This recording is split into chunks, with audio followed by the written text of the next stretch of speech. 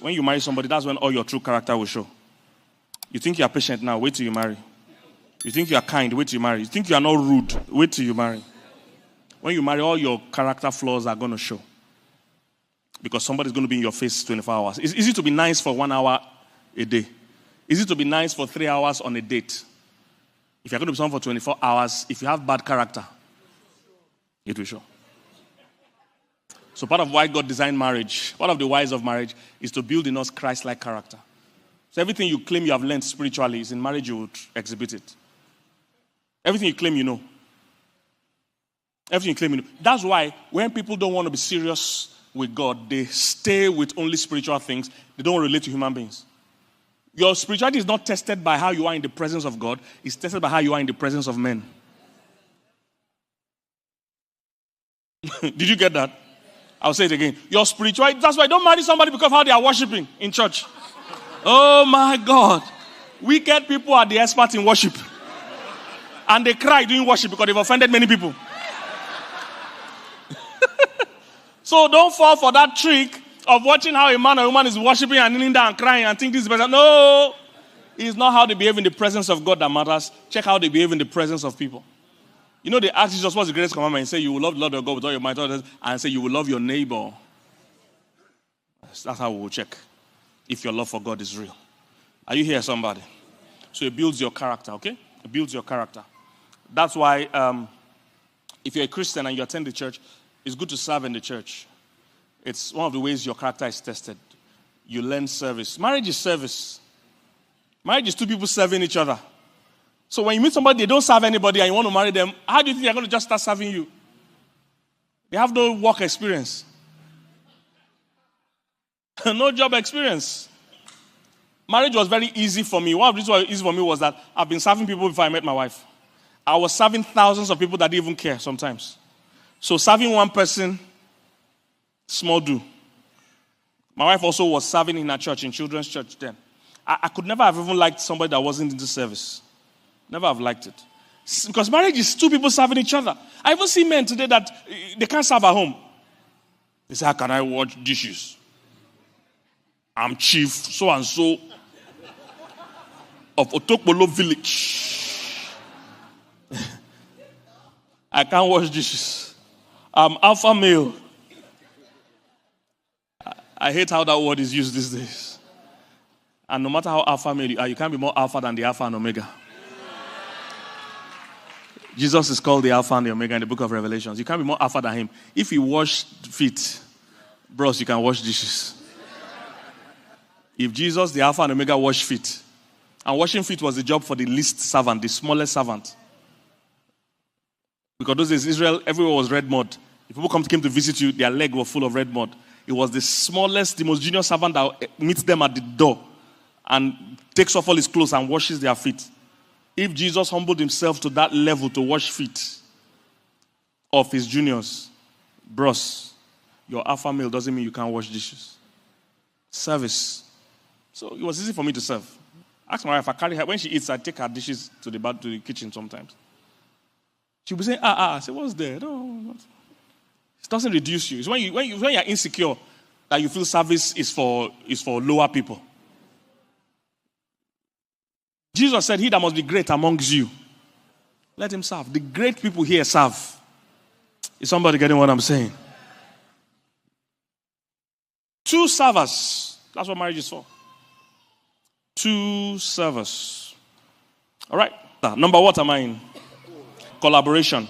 Two are better than one. So they have a good reward for their labor. So marriage is designed for two people to work together. Everything is easier when two people do it. If two people carry this podium, they will carry it further than if one person carries it.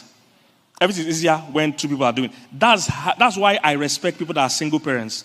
Because even doing parenting with a good partner is hard. Sometimes I want to give my children out as a seed. Does anybody feel like that? Who are these people? From whence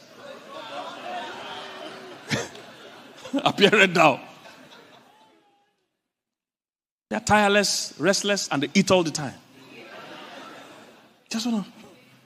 So doing parenting with a loving and strong partner is even demanding than picture doing it alone or picture doing it with an uncooperative partner is crazy.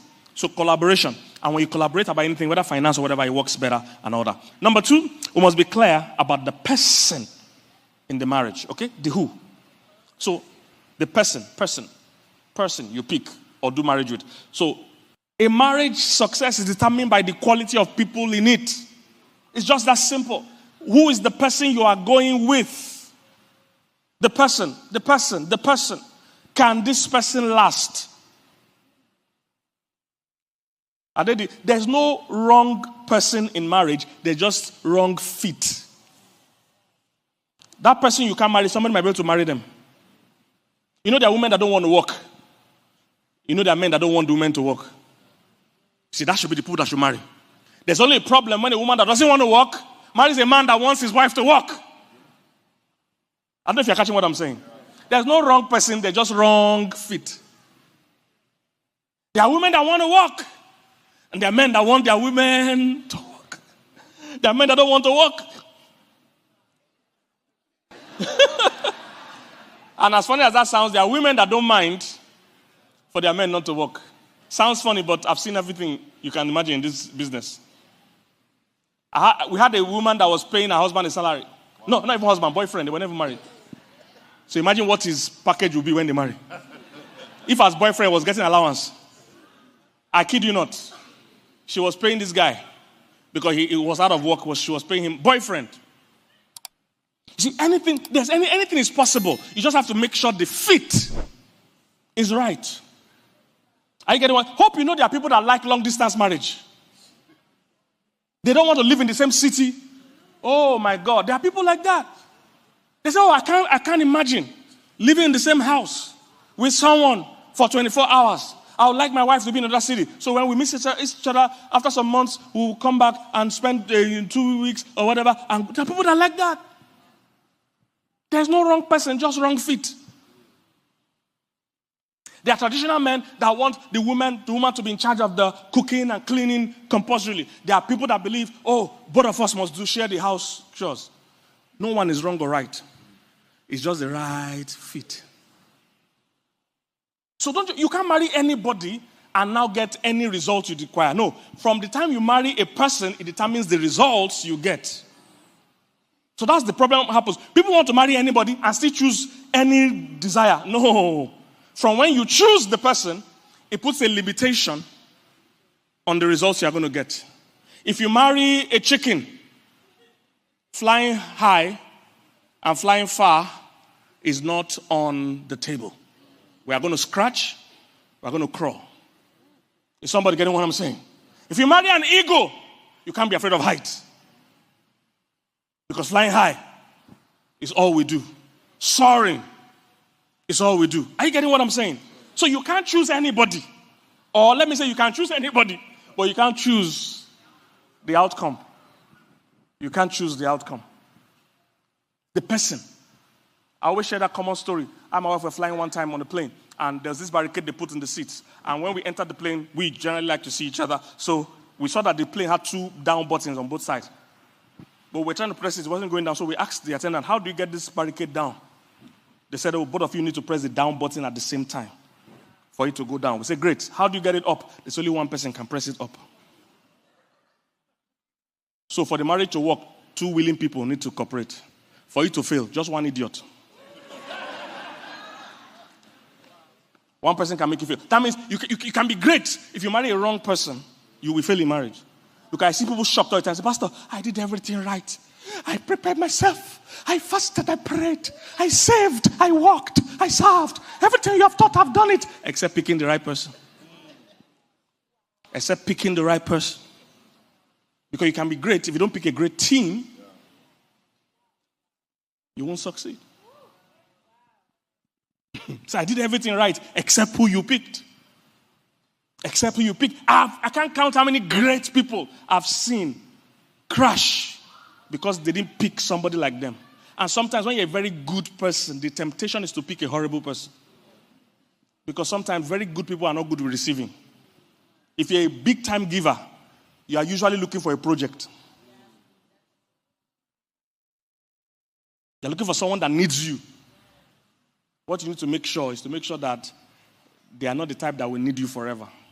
that they too will contribute to you, because you are not an unlimited resource. When the kids start coming, when the pressure of life start coming, you will like somebody that will give to you too. But unfortunately, you marry the total taker. Marry the project. He will never stand on his feet, or she will never stand on her feet. Then after a while, you will notice somebody that married a project. She knew it was a project then. 10 years into the marriage, she's now tired. You see, long distance race and short distance race are different. For short distance, small pocket of energy. For long distance, endurance. Not speed. So, you might think I can handle this guy now or this girl now. 10 years into life, you will not be as strong as this. That's why I tell people to marry early and have kids early. The older you are. When they say the wife of your youth, when the Bible says wife of your youth, they know what they mean. I wish I could get everybody to marry as early as possible. I wish I could. When you're doing that single, don't know what you're talking about. Even for men and women, the best time for your body to bear kids is in your 20s. Mary, the mother of Jesus, got pregnant at 13, 14. That Jesus Christ, Virgin Mary we're talking about, is 13, 14. People don't know. When the Bible says we should stay away from premarital sex, it's not just old age you're talking about. They didn't envisage you'll be 40 and single. That's not the... Yes, people don't know that. When they say no premarital sex, they were talking to teenagers. People 13, 14, planning to get married in 16 or whatever. Not 36. That was not the intention. He's wife of your youth. Your body is best, give birth 20-something. You as a man, raising kids too, you best at a certain age. There are certain age you should not be struggling with paying fees or training. Raising kids, physically and mentally and emotionally demanding. So you can't do it effectively at an old age. Those of you that you had your parents had many kids, you saw how they raised your firstborn. You know that's not how they raised the lastborn. By the firstborn, you will be, first girls, I pity first daughters. You will learn everything. You are the senior housemaid of the house. You will sweep, you wash car, you do everything. You don't know you are first daughter. By second child, you work out. By third child, by last one, if you like, you have sense. It's your business. If you don't want to be useful, it's your...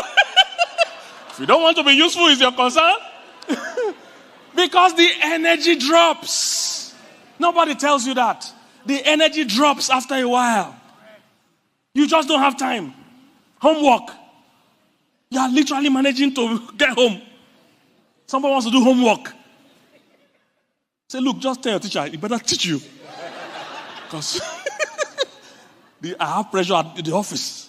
I have mortgage. I have things I'm thinking about. So the energy is lower. Marry on time, guys. You see, you to determine what is success in life. Men make that mistake. They think success is money. No. Success is a wholesome thing. So money is just one aspect of it. So if you focus only on... Because men are one-track minded. So the way men think is that let me settle one. Then I'll come out. No, life doesn't give you that. Oh, I wish life was like that. I wish life allows you to handle issues one by one. Oh, that would have been so nice. But sometimes you see everything crumbles or moves at the same time. You are struggling with your finances, then your health calls for you. You are managing your health, then relationship starts. Then children start their own. So you can't say, oh, let me finish my finances before I look for a wife. By that time, you'll be late. Yes, you'll be in your 40s or late 30s. I have a son now. He's about 9 years old or 8 years old or something. Love football. He knows everything about football. You go and watch Mbappe on YouTube. You now want to practice. Say, Daddy, Mbappe. I saw Mbappe. Say, who is Mbappe? You want to practice, but I will go outside and we play for 2 minutes. And I can't breathe. I say, go and sit down. I've tried for today. This is what you want to start at old age. And some of you don't even know if there will be delay with childbirth. It took us 8 years. I've seen people that waited and waited. They married at 50-something, then delay came with children. We waited 8 years. So imagine if you married at 40. Then 8 years, I'll be 48. That's when my first child will be born. 2 of us will be sleeping. The child will carry me. We will both be sleeping when we carry ourselves. At 48, first child. This is what some guys want to do. So look, marry on time. Grow up. See, the best time for a guy to marry is under 30. Definitely. If you can be mature enough. And somebody say, oh, pastor, it's the economic situation. Nobody put that pressure on you. You're the one that wants to live in a mansion. Start where you are. You can start where you are. Move to out of town. Do whatever you need to do. Start small. You see, marriage brings so much financial blessing. When you marry, especially when you marry the right person, okay? Because somebody say, pastor, you don't know who I married. You're the one I want to marry which? If you marry the right hand, because whenever I said that, people say, pastor, why are you marrying a wizard? If you marry the right person, you will see. See, when they say two are better than one, we're going to do a financial thing next year. Look, I need couples to understand. Every couple can be rich and should be rich, and now you need to be rich. Because I've discovered what stretches people with parenting is usually money. We must both work. So nobody can have time for the kids. And listen, the biggest gift you can give your kids is not Nintendo. It's time. And one of the ways you can afford that time is that you have money. So we're going to tackle money next year. That's my plan. Because I've seen that many couples, there's no way they can parent. They can't know the children. Say, which one are you again? Because they are working two shifts. There are parents that greet children at the door. One person is going for another person is going for money. Just goes, hey, it's tag team. You know, like tag team, you enter, I move. And they've been married like this for 5 years. Tag team, night shift, morning shift, night shift, morning shift. The children have never seen both of you together in one place. One guy said he resigned his job when his child called him uncle. He said, I resign. These people will not kill me. I'm telling you, real life story. So you need to know the God design for money. And when two people come together, it should impact the finances if they are working as a team. If you don't tackle money, you can't even parent. You can't parent. You want to attend children's stuff. You can't attend. You want to attend football. You are thinking of money. You need to get, we are going to deal with it. You need to get to a place where it's not even every deal that you must take. You must determine what is success. So at a certain level of life, more money is failure. That's what the world doesn't teach you. What churches make more money. And people are just making more money and losing every other thing. It's not just money. It's not a bigger house. Sometimes a smaller house is the success. Oh, somebody didn't get what I said. Sometimes success is a smaller house. The Bible says it's better to live in a small house where there's love than in a mansion where there's no love. I told you guys about 5 or 7 years ago, they found out 9 out of the 10 richest men in the world were divorced. 9 out of 10. So money is not everything. Are you here, somebody? So who is the person that you are entering the marriage with? All right? That's number one. Now, if you don't have my book called Who Should I Marry, please, everybody, if you're a single person in particular, no, all of you get it. Remember, all of us are coaches, right? So even if you are married, please get the books. Trust me, you will need it. Don't say, Pastor, I don't like to read this. Okay, you don't have to read the whole cover to cover. Sometimes one chapter, one line is what will get you the wisdom you need. Please start learning. Don't say, I'm already married. No, you will have children. I'm always annoyed when people say, Pastor Kingsley, you helped us so much when we're single. I say, you have no clue. It's now that you're married, you need me. They think the wedding is the goal. Being married is not even the goal. Being successfully married. There are many people that are married, but even they wish they were single. I don't want to tell you, there are people that actually pray to be single. They say, Lord, anyhow you want to do it. Lord, just let your will be done. Anyhow you see fit to make me single again, go ahead, Lord. Your daughter is willing. So, you better... Are you catching this, guys? So, the book Who Should I Marry? I dealt with the qualities to look out for in the person. Most young people don't know, they can't articulate what they want. And they are so bombarded with movies and music and trends. They can't articulate. Most single people, if you sit them down, I dare those of you that are married, or even those that are single, sit down with single people and say, describe the kind of person you want to marry. Most of them can't. What you'll be hearing are weird things. He must be tall. He must be tall. That's the weirdest description I've ever heard. He must be tall. tall, handsome. These are not descriptions of anybody. They are tall armed robbers. They are tall drug dealers. They are tall killers. They are tall drug addicts. Tall. That's not a description. You must be able to articulate what is important. Not that the person can't be tall, but you must major on the majors. What are the important things? Where tall comes in on the list is very far. Tall. Instead of tall, do tolerant. Tolerance is way more valuable in a long-lasting marriage than tall. I've never seen any couple married for 20, 30 years successfully. And you ask them, what's the secret of these 30 years of marriage? And the woman say, pastor, the height of this man has helped us.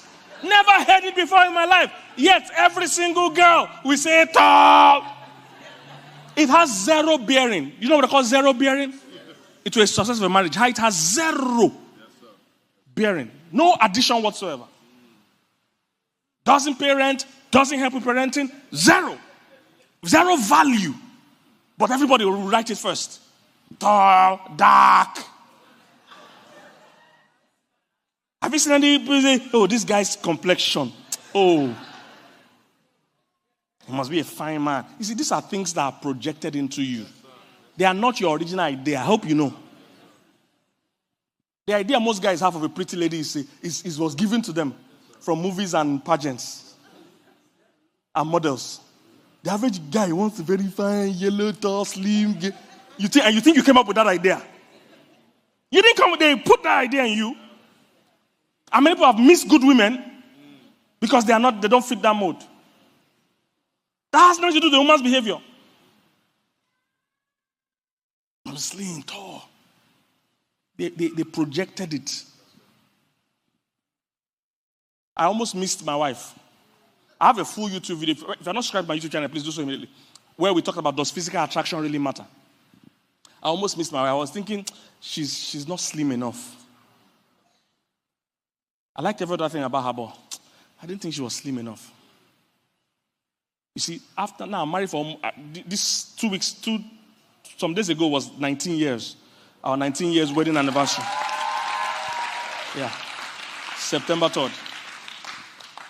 And you know what? I always tell her that you are slimmer now, Abby, than that time. And she will tell me, no, that I'm bigger now than I was then.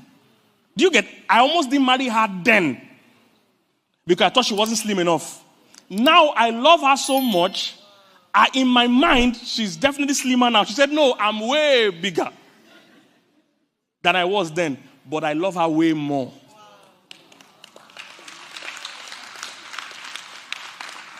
Because when the chips are down, when you enter real marriage, the things that are of value to you are not her shape. Trust me.